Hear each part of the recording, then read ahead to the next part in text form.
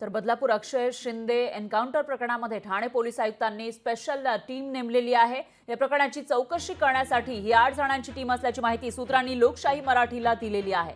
बदलापूरचा तो आरोपी अक्षय शिंदे ज्याने चिमुकलीवर अत्याचार केला होता, त्या प्रकरणामध्ये तो जेलमध्ये असताना जेव्हा पोलीस त्याचा ताबा घेण्यासाठी गेले त्याच वेळेला हा सगळा प्रकार घडलेला आहे। त्याचा एन्काउंटर झाला आणि त्यामध्ये एन्काउंटरवरून काही सवाल उपस्थित केले जात आहेत। सगळी माहिती समोर आली पाहिजे अशी मागणी या ठिकाणी होत असतानाच आता ठाणे पोलीस आयुक्तांनी स्पेशल टीम नेमलेली आहे।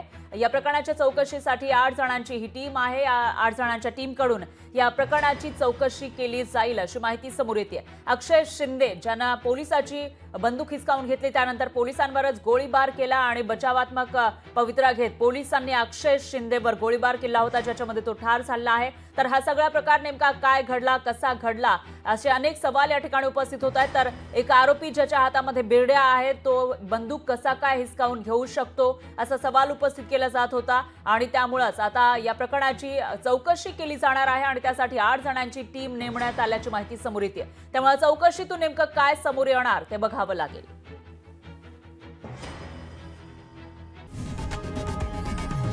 लोकशाही मराठी ऐका, पहा, जागरूक रहा।